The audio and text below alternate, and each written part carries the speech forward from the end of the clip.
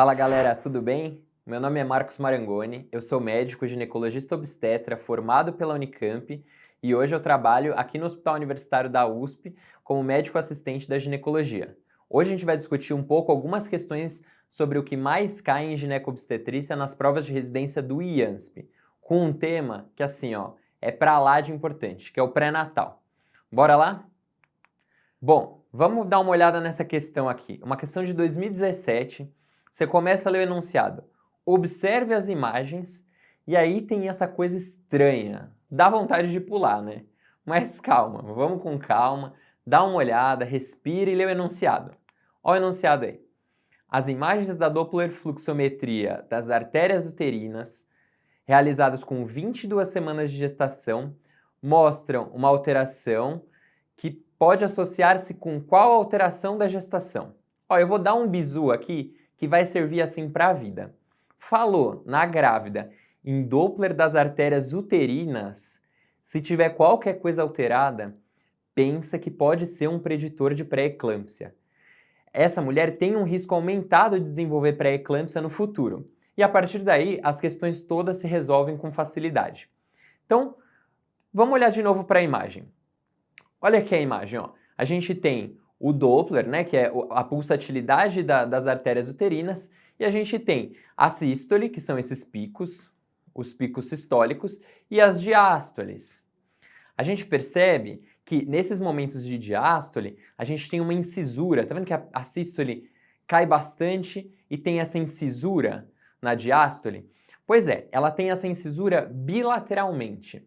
O que isso significa? A incisura nas artérias uterinas, ela é comum no começo da gestação, mas ela tende a sumir, principalmente depois da 20ª semana. Quando essa incisura na Doppler fluxometria se mantém, a chance dessa paciente apresentar uma invasão trofoblástica deficitária, que é justamente a fisiopatologia da pré-eclâmpsia, é muito maior. Então, vamos para as alternativas. Essa paciente está com 22 semanas e tem essa alteração no Doppler das artérias uterinas. A gente está vendo essa incisura, né? Não está retinho ali. Então, você tem esse aumento da resistência nas artérias uterinas. O que isso pode levar? A um acretismo placentário? Não. A uma restrição do crescimento intrauterino fetal? Guarda essa. A uma macrosomia fetal? Não também. Síndrome do colo curto tem alguma coisa a ver? Nada a ver. Ou microcefalia fetal? Também não tem nada a ver.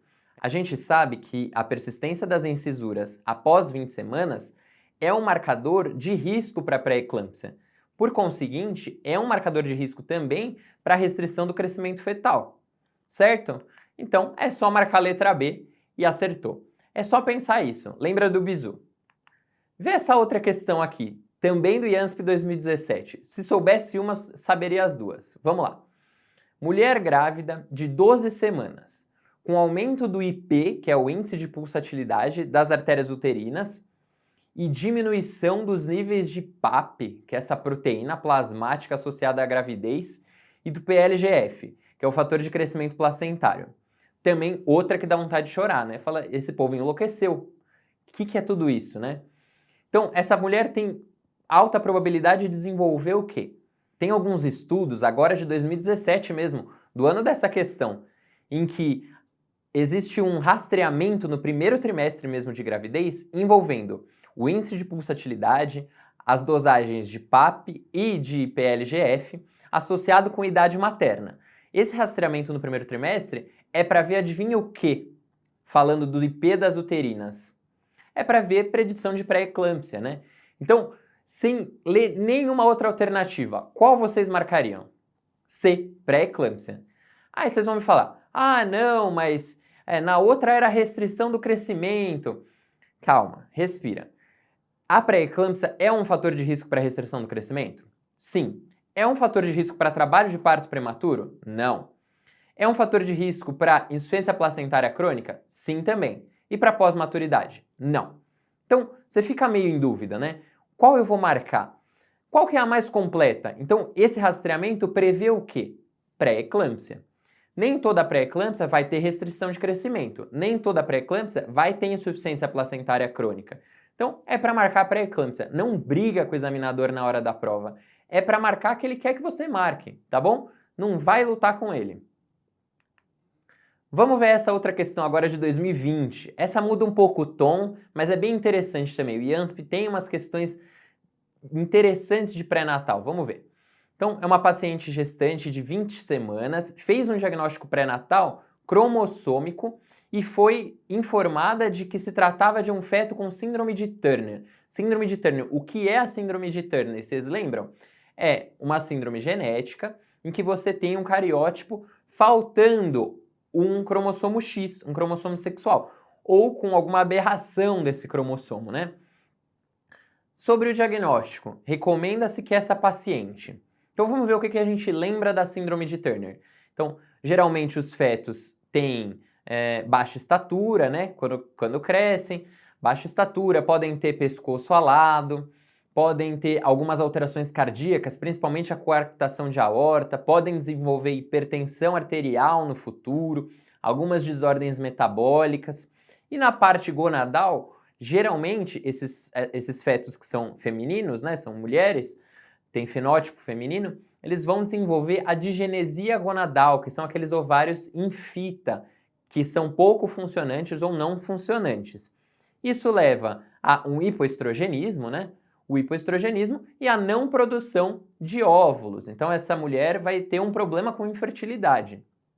A gente vai poder tratar da reposição hormonal para essa mulher? Sim, é uma indicação inclusive. Então vamos ler as alternativas.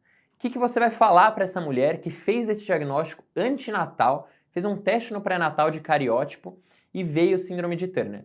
Vai orientar o casal para interromper a gestação? Isso não é permitido no Brasil, né? Isso é um crime no Brasil. Claro que você não vai fazer essa recomendação. Letra B. Vai orientar que essa é uma condição que tende a se repetir, que é um erro genético da mãe ou do pai e que tende a se repetir? Não. Geralmente as mutações, a deleção, essa ausência do cromossomo X no feto é um evento aleatório, não tem essa relação com herança, né? Então também a alternativa B está fora. Letra C. Nessa síndrome a infertilidade é comum, boa, mas pode-se tentar a fertilização in vitro com óvulo doação. É verdade. Então ela tem todo o sistema genital desenvolvido. Ela tem útero, ela tem vagina, ela tem o lugar para receber aquele feto. Ela não produz folículo, né? Ela não produz óvulo. Então, ela precisa de uma ovodoação, precisa de uma fertilização in vitro e aí precisa da reposição hormonal para poder gestar com segurança, uma segurança hormonal naquele útero, certo? Então, parece que é essa alternativa mesmo. Vamos ler as de baixo. Então, as formas em mosaico têm mais sintoma? Isso parece razoável em alguma síndrome genética? Não, né? Geralmente as formas de mosaico, elas tendem a ter menos sintoma.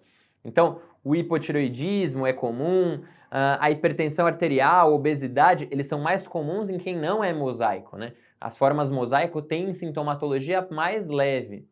E a letra E, não se deve fazer terapia hormonal, porque apesar da síndrome, as dosagens dos hormônios do estradiol, do FSH e do LH são normais? Não, claro que não, né? Então, ela tem um estado de hipoandrogenismo, um hipogonadismo, né? E aí, você tem que repor esse hormônio para ela ter um desenvolvimento adequado, para ela ter caracteres sexuais secundários e até para ela não ter muita perda de massa óssea, né? Para ela ter um desenvolvimento adequado de massa óssea.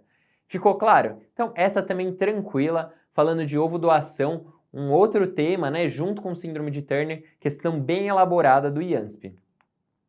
Bom, então deu para ver a pegada do IANSP um pouquinho, né? Pré-natal é o quarto tema que mais cai nas provas do IANSP, de ginecologia e obstetrícia.